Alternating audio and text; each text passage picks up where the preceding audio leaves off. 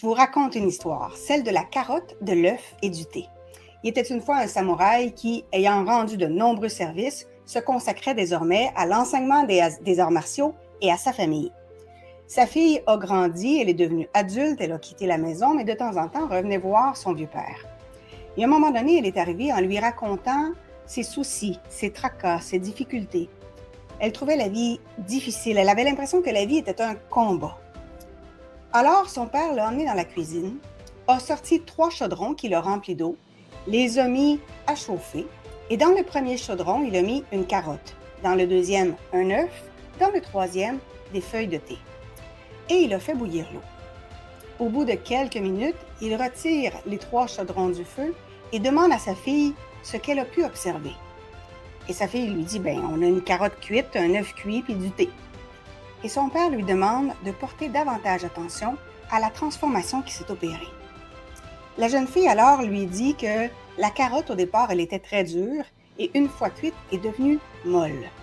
L'œuf au départ avait une coquille très très dure, mais l'intérieur était liquide, alors qu'une fois cuit, la coquille devient fragile et l'intérieur devient dur.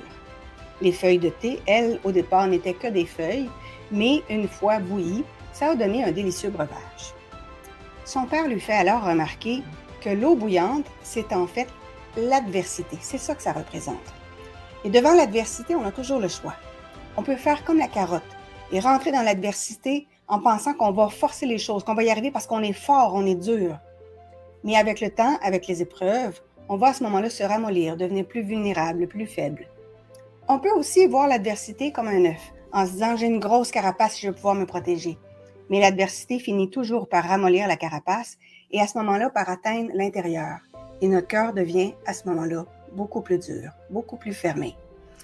Ou bien on peut faire face à l'adversité comme le thé et simplement devenir la meilleure version de soi pour être en mesure de transformer l'eau en thé, transformer notre environnement en le contaminant positivement avec la meilleure version de soi.